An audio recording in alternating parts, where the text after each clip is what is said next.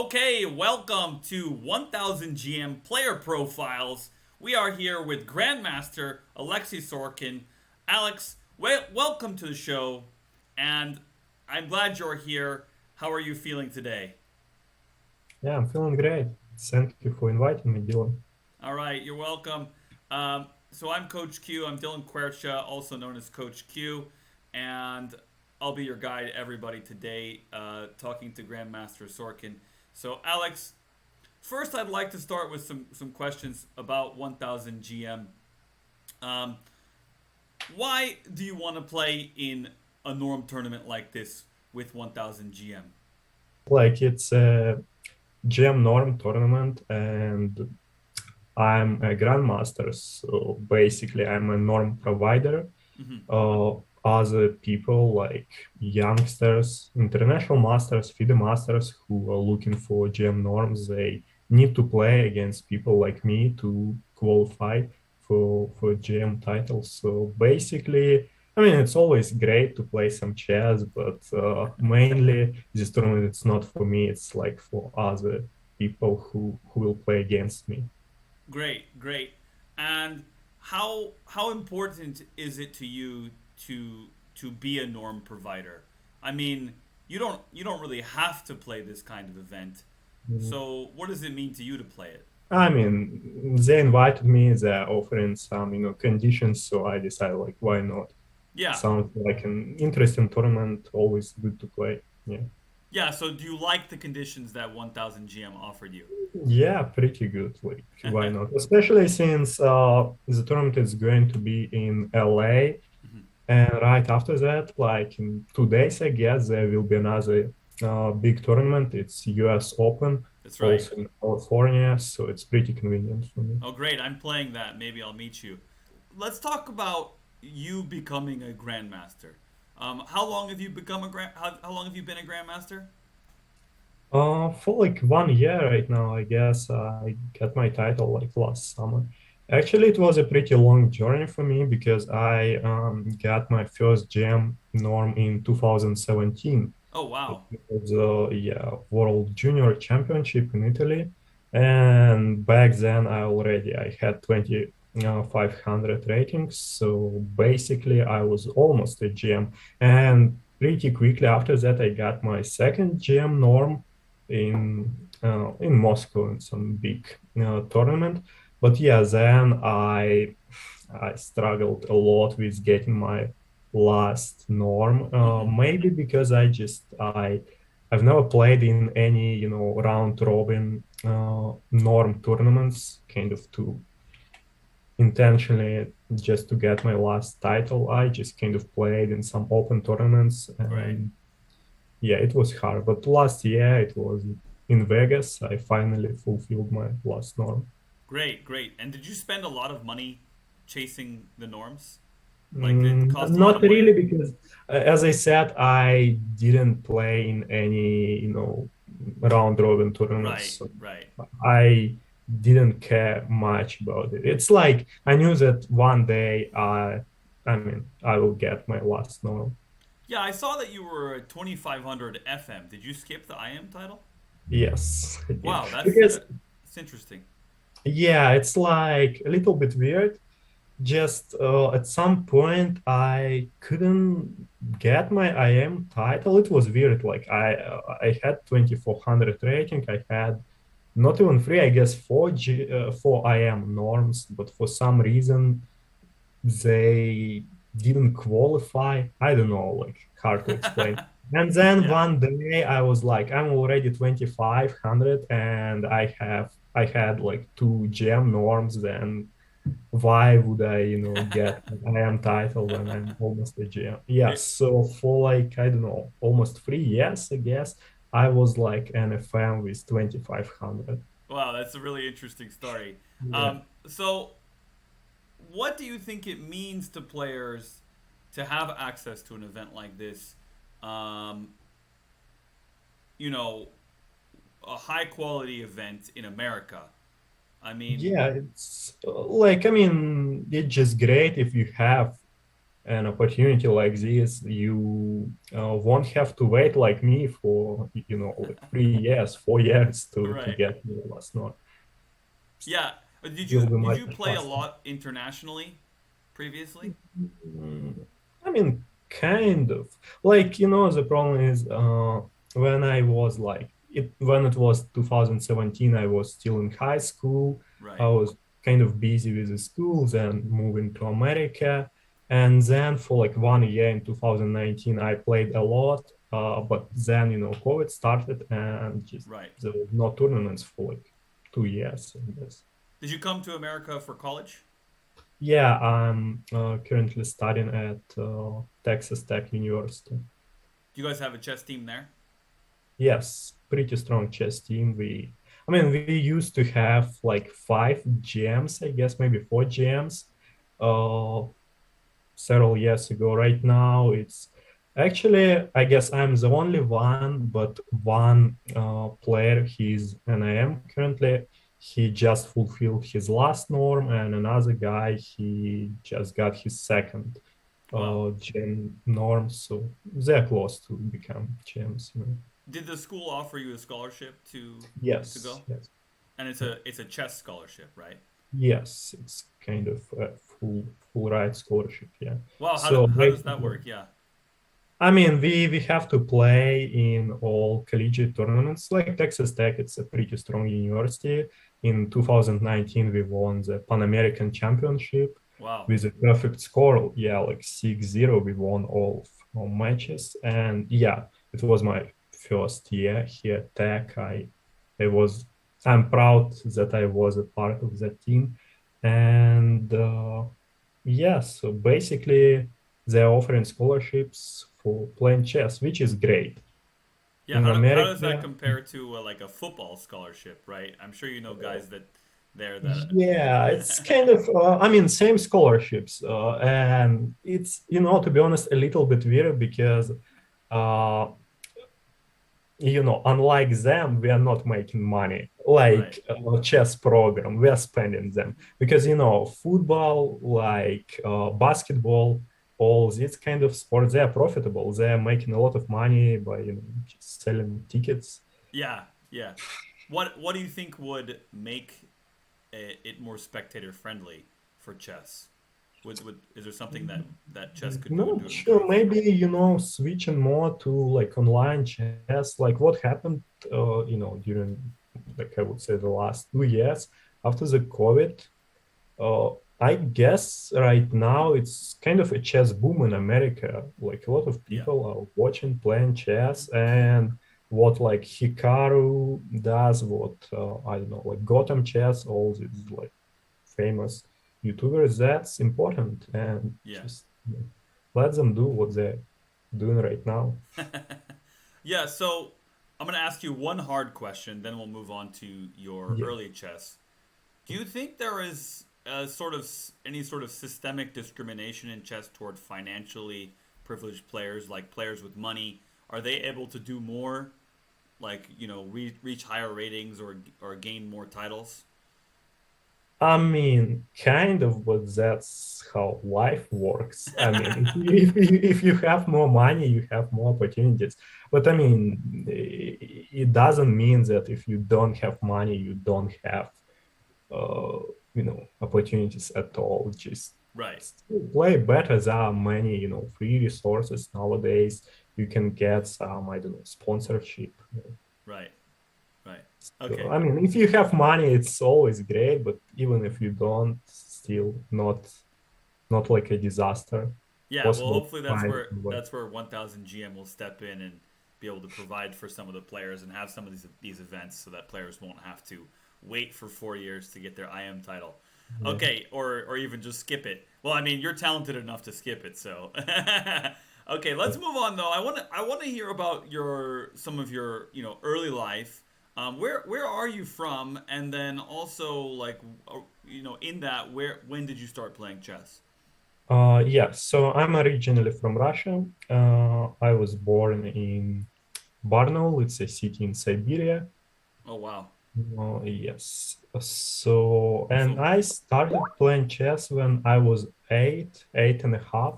which is considered to be pretty late. Like Yeah, if you're going for professional chess, it's pretty late. yeah, Usually it's like 6, sometimes even 5 or 4. yeah. Some players have been telling me 4, so yeah, yeah.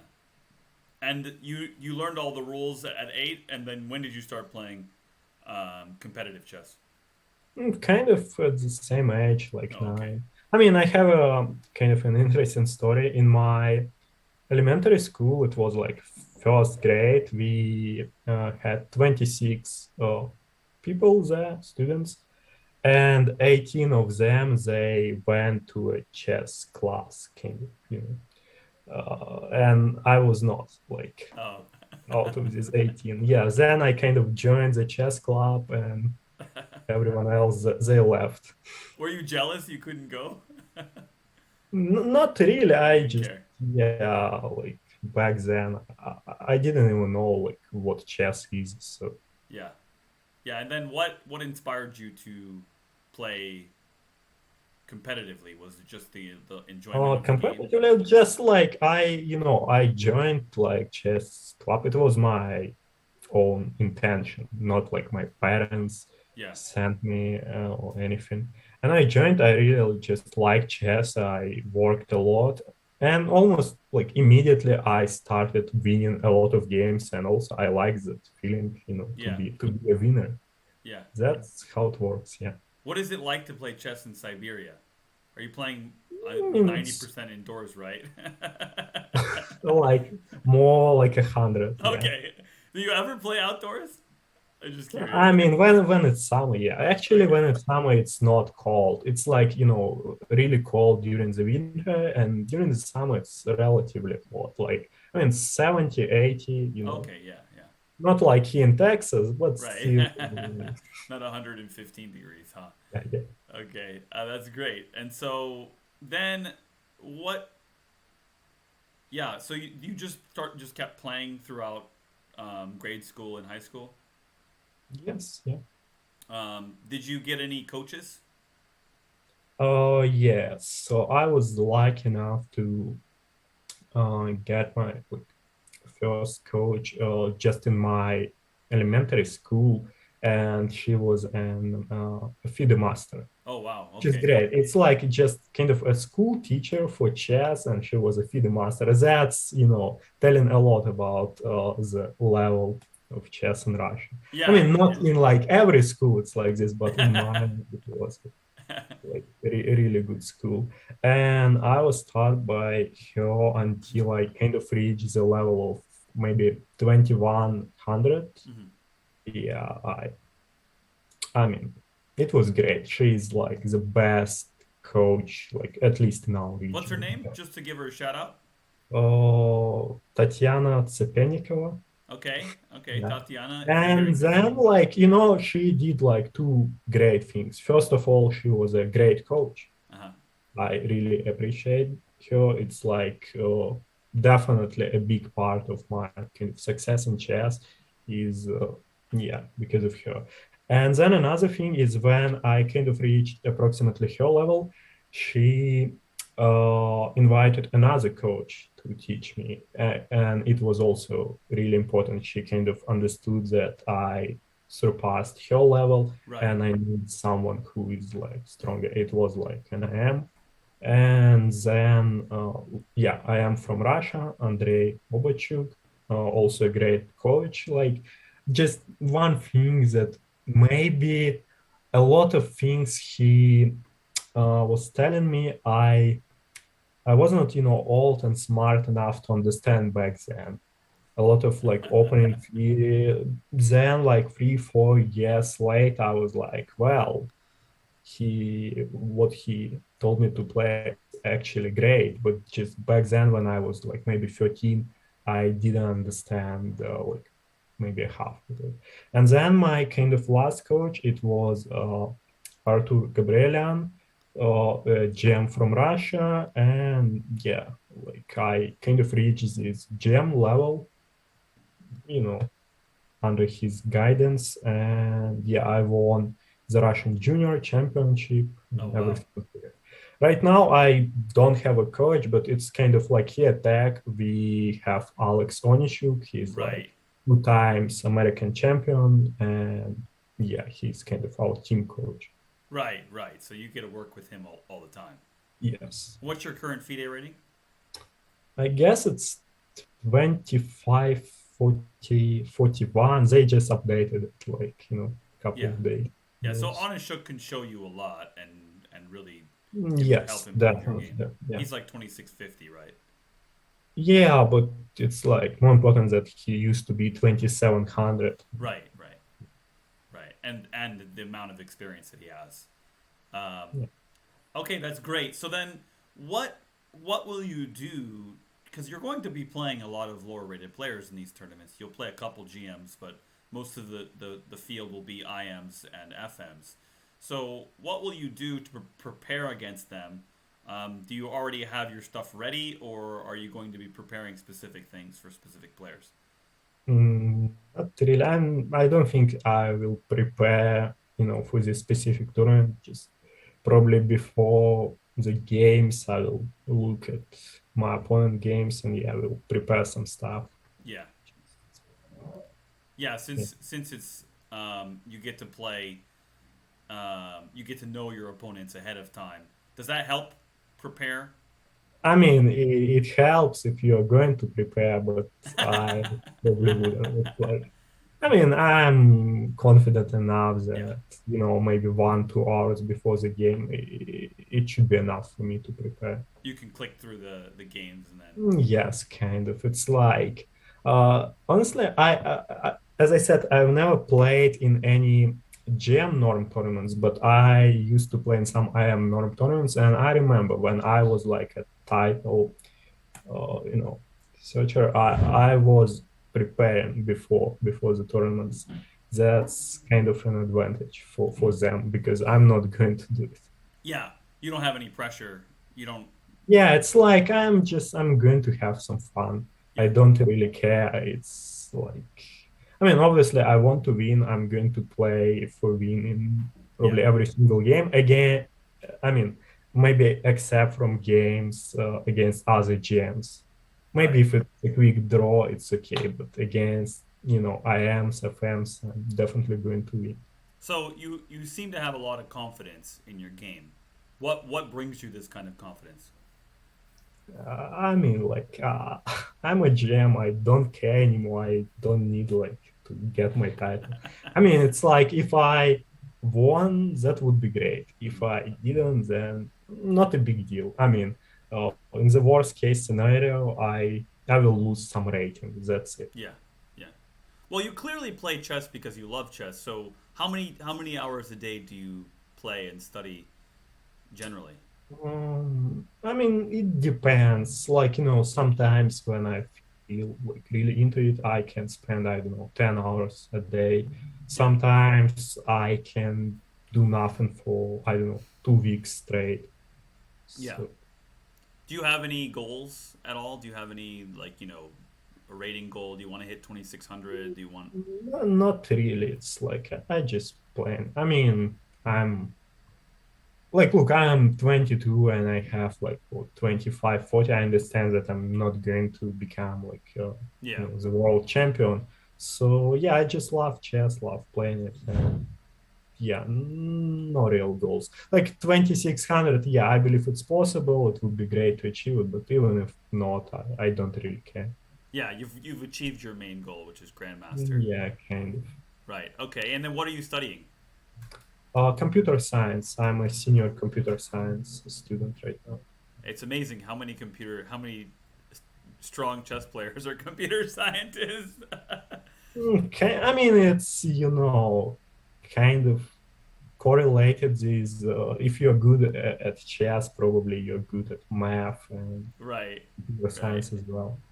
Okay. Awesome. Let me see if I have any other questions. Actually, I just have a couple fun questions. Yeah. Who's your favorite historical player? Oh, great question. Hard to answer. Yeah. Yeah. Well, you can choose a couple if you want.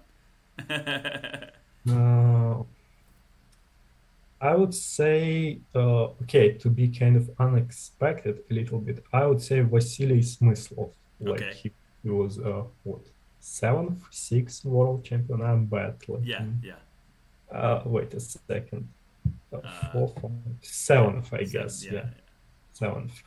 Like I like his games because of the some simplicity in some really simple drawish positions. Yeah. Hmm. He was able to completely outplay his opponents and not just some weak players. It was top players of that era, and Right. yeah, just from some simple stuff he outplayed it. Kind of how Magnus sometimes can do it nowadays. Yeah, I was Kind thinking that as well. Yeah. Yeah. Magnus has a similar style. Yeah, that's very interesting. Okay. What about your favorite modern player? Are there any players that you follow uh, or watch? yeah, good question. Like I was rooting Magnus before he, became the world champion because now it's not really interesting. Like, yeah, Yeah. Yeah. I mean, he wins all the tournaments, so yeah, not interesting anymore. Right. So I don't know, like Firuja, well, Yeah. maybe like Jan, Yeah. Yeah. You are Jan. Russian. Do you think Jan can beat Magnus? Uh, well, I guess he has chances. I hope that second match will be more interesting Yeah. because yeah, first match it was a disaster for Nepo, and in chess history, there were examples before. For example, a match like two matches between Petrosian and Spassky. Yeah. Spassky lost his first match, lost kind of badly, but second match he won. So everything Right. is possible. And Right. Magnus, I believe he's kind of bored with chess. I mean, Yeah. maybe doesn't want to play anymore. Well, he's playing the World Series of Poker right now, so maybe he'll just play poker. Really? Oh, Yeah, yeah, he's playing poker right now, so he he doesn't good take. at poker? I What do you think? mean, compared to professionals, no, but Oh, you basically. gotta work hard because even poker now is like modern chess. You can't Yeah, just yeah, I know. It's kind of yeah. actually a lot of chess players they play poker from time to time. Right. Yeah. Right. Okay. Okay. I'm gonna do some more fun questions, but they're just real fast ones. Okay. So like we'll do just a couple minutes and then we'll go to your game. Yeah, Um, sure. who is your favorite superhero? Uh, I don't know, Spider-Man. Ah, there you go. I'm not really into it. But, Okay. Yeah. Okay. If you can have anyone play you in a movie about your life, like so let's say they do a movie about your life, you became some famous tech millionaire after this, and then they're like, oh, you're a grandmaster also, and they make a movie about you. Who do you want? It could be anybody. It doesn't even have to look like you. It could be like The Rock or I'm really bad. Let's say this guy, like his name Toby Maguire, he used to play Spider-Man. Like all the Spider-Man guys. Okay, I am pretty sure that you want to be Spider-Man. It seems. yeah, the only one I know. Like So I know yeah, it was like two or three of them. he Like, also played Bobby Fischer, so it makes sense actually. oh yeah, Yeah, he played Fisher in that movie. yeah, yeah, yeah. Okay. What do you do to calm your nerves? Like, do you get nervous at all, and do you have any ritual or anything like that? You Like mean in a game? in a game in Yeah. chess? Like nothing. I'm pretty often if it's an important game, I'm nervous. But when the game started, that's it. It's gone because you're just focused on the game. Yeah. Okay, great. And then, do you watch any sports? Yes, like I like hockey. Okay, hockey. Oh, right, right, of course, because Russians are No, very. I mean it's like yeah, I used to play hockey before Oh, okay. I started Yeah, that chess. makes sense from Siberia, right? Yeah. Yeah, kind of actually two of my former teammates when we like six, seven, they right now are playing in the National Hockey League. Oh, wow. So they Yeah. went into hockey rather than chess. Yes, and I mean they're really good. Like it's Yeah. Are they good? Are they good? Like they can go into the NHL or? Yeah, like one of them, he's playing currently for Hurricanes, Oh wow. Carolina, Well, and he's like, yeah, one of the top players there. do you wish you would have played hockey instead because you could make more money? Well, it's not like I don't think I would be any good in Okay, yeah. Yeah, I guess you have to be good at it to make the money. Okay, and before we go into the game, is there one thing that you'd like to tell your fans? not really. You're not going to tell them to, that you're going to win every game. Yeah, I mean, I will try, but Yeah, yeah, it's not going to happen most chess game, not chess yeah. tournaments. Okay, great. Let's transition then into the game that you have prepared for us. So go ahead and share your screen. Okay, great. Second, all right, can you see my screen? Yep.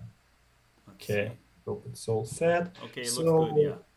So, yeah, one historical game. It was a game between Botvinnik and Capablanca in 1938. A famous one. Like at least it's famous for me.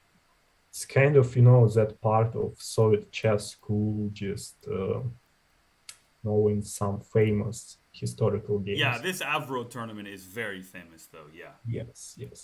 And what also is interesting about this game is the opening, like Oh, some. let's announce the players real quick. Yeah, so Botvinnik is like the fifth world champion, and Capablanca he's like the third world champion. But you know what? I guess in 1938, maybe. No, wait.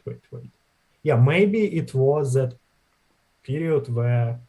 No, wait a second. Botvinnik he's not fifth, he's sixth, Yeah, because it was Max you. Ava.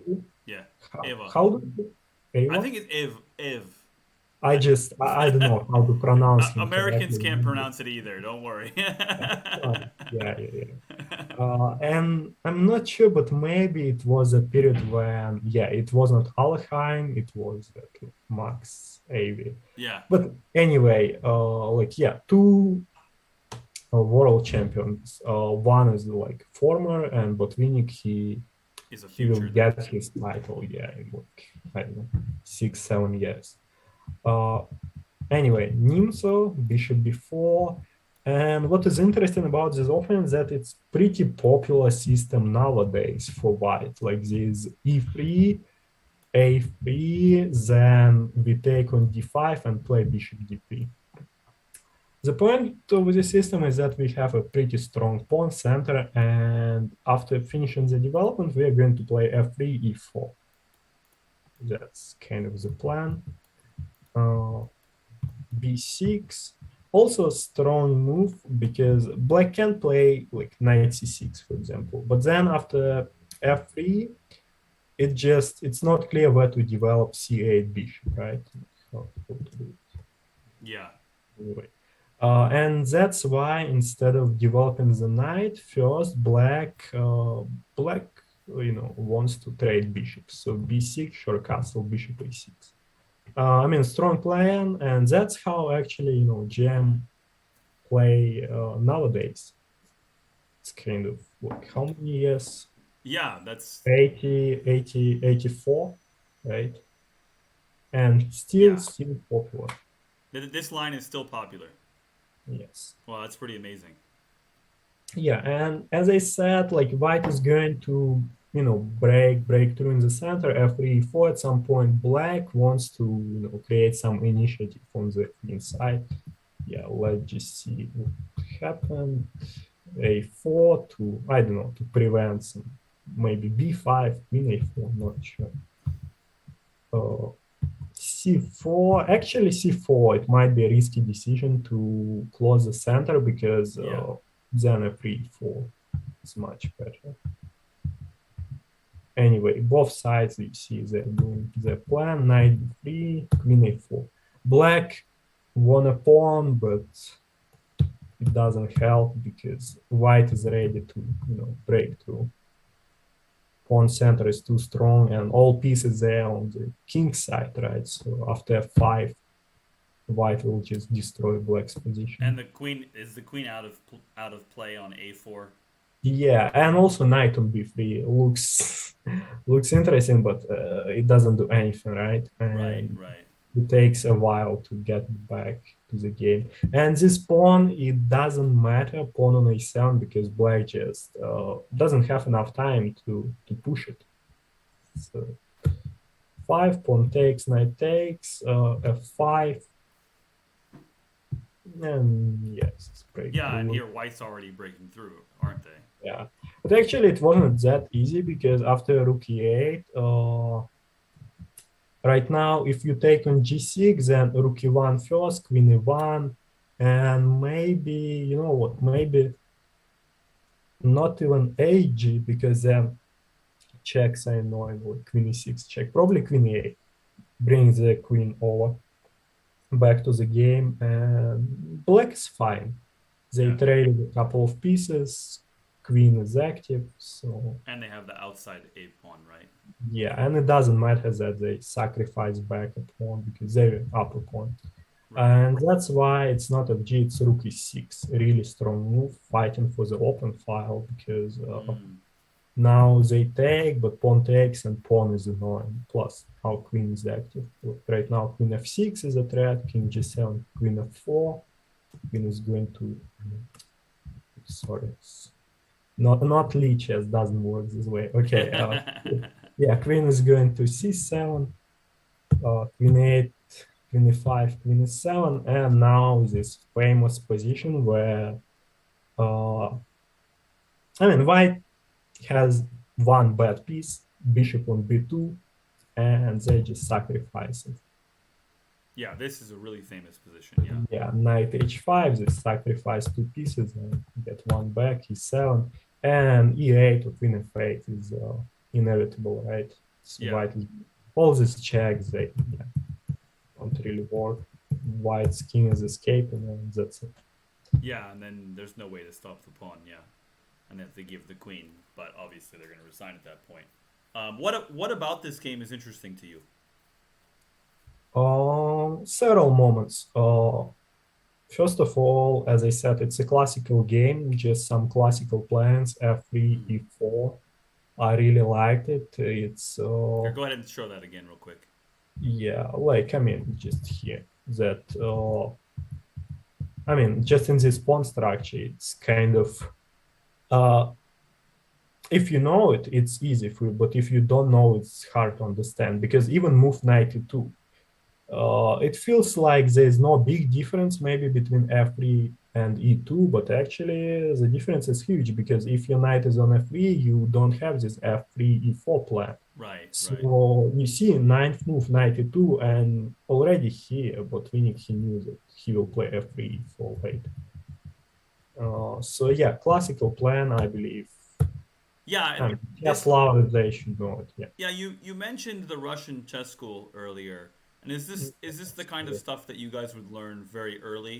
Yeah, kind of like this game. I remember it. It's like it was some chess jam chess camp when I was I don't know maybe 10, and they just gave I don't know a list of games we need to go over and analyze, and it was one of them. I just remember it back from my child. Yes, Yeah, yeah, yeah. I was 10, 11.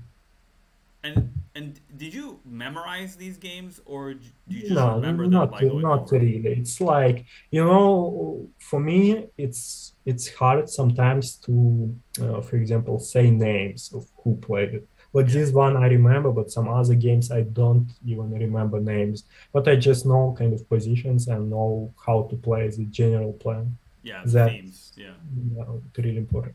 Also about this game, what I like is Bishop A3, famous combination. yeah, And what just yeah stands out right now for me is opening.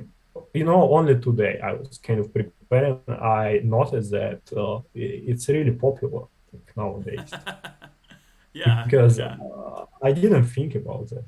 I mean, this position, yeah, I can go for online chats and we will see. You see 207 games, and I mean some recent games. You see, May, Right. oh, yeah, like Fier Motlov. I mean, two strong GMs, 2600. Wow. Okay.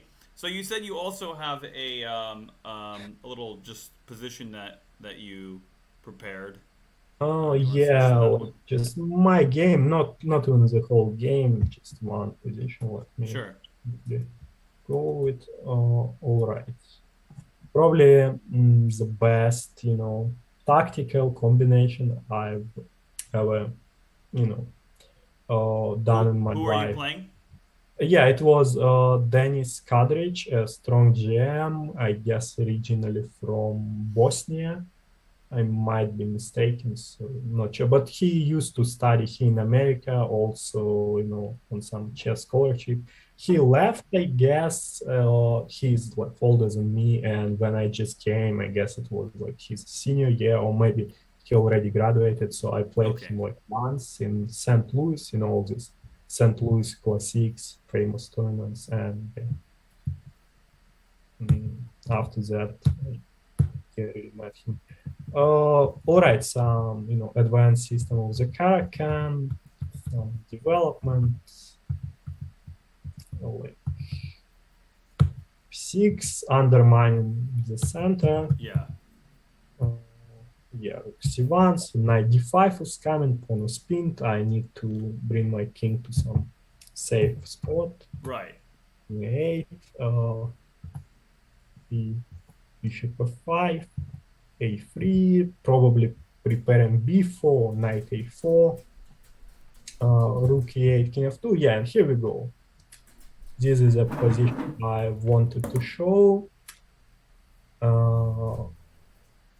Look, at first it doesn't look like something crazy, something interesting is going to happen, because, I mean, just some regular position. White is going to pawn storm on the queen side, probably.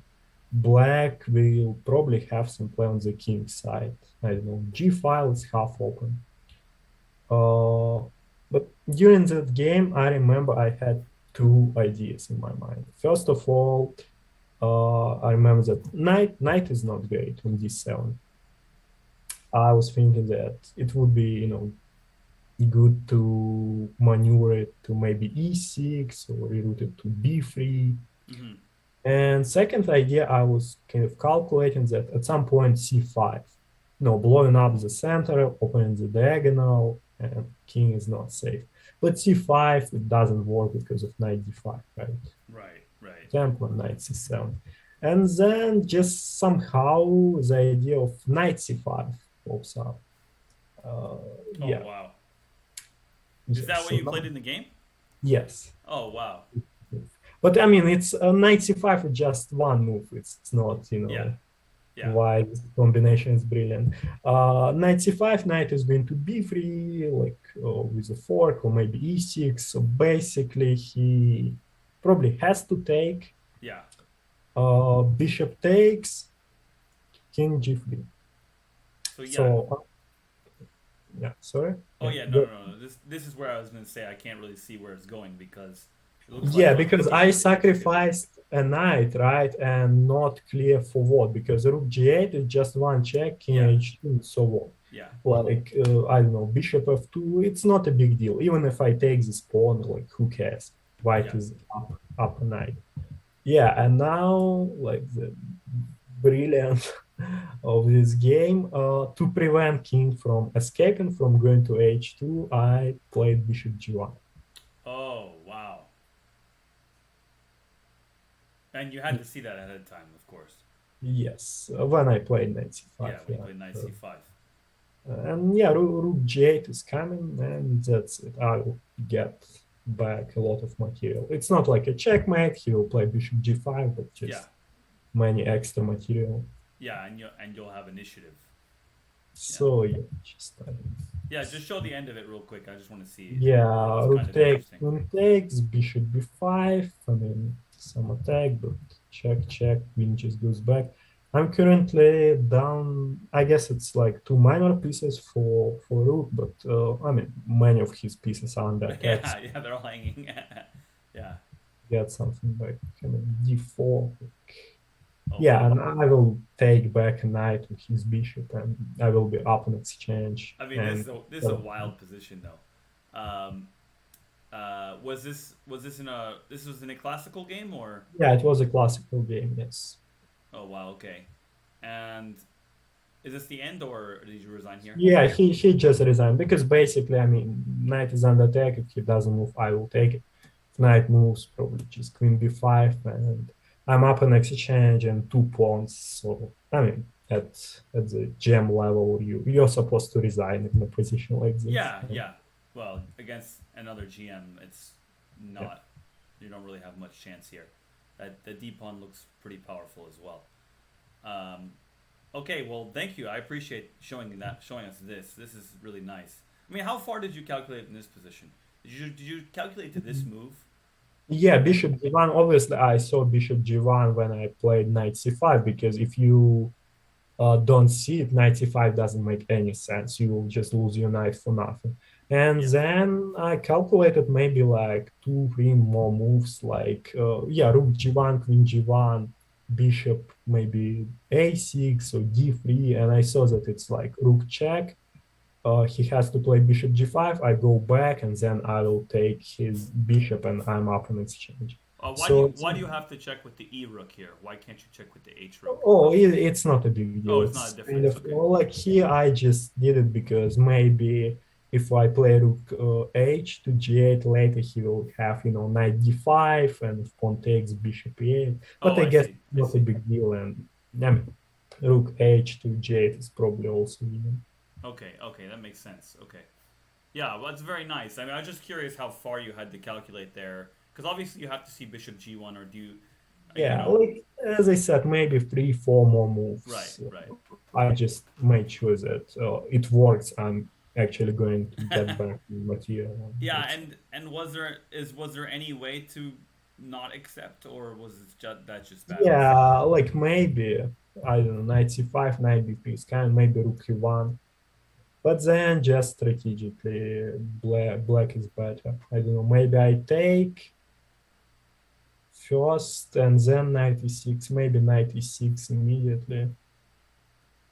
Bishop f3, bishop d6, then rook g8, and Oh bishop. yeah, the king is super weak. Yeah, yeah. Oh, and White's pieces are all tangled up there. Yeah, but I mean, obviously, he just overlooked bishop g1. He didn't see it. Right, And right. no surprise, like not the most It's not an natural move. obvious move. Yeah, yeah. Okay, well, I appreciate that. That's great. Oh, we can switch back. You can stop, and then we'll close on a few things here. Let me switch back. Okay, great. So thank you for taking the time, Alex, to speak with me. I appreciate that. And you said you're going to play the 1000 GM event and then the U.S. Open right after. Yes. Um, and what else do you have in store for your chess this year? Are you going to play a bunch of tournaments? I mean, your team will probably start back up in the fall, right? Yes, not a lot of tournaments. I guess, like for me, my kind of personal events are only this 1000 GM and US Open. And then, yeah, just for this whole semester, I guess we will have a bunch of tournaments, like team tournaments Yeah. that, I mean, I will have to participate. Okay. Well. Thanks again for speaking with me today. We really appreciate that. Um, I think that's all I have. And oh, my phone heard me Yeah. say they thought it was Alexa. Uh, do you ever get that? People talk, you say your name, and then And, Alexa turns on. I mean, yeah, it's good that I don't have to say my own name, Oh, so right, only right, right. Yeah, yeah, of course. So person. yeah, I wish you good luck in the 1000 GM tournament and in the U.S. Open, and hopefully I'll see you there. Um, so thanks again for joining us, and I hope that you have great events. Thank you. You're welcome.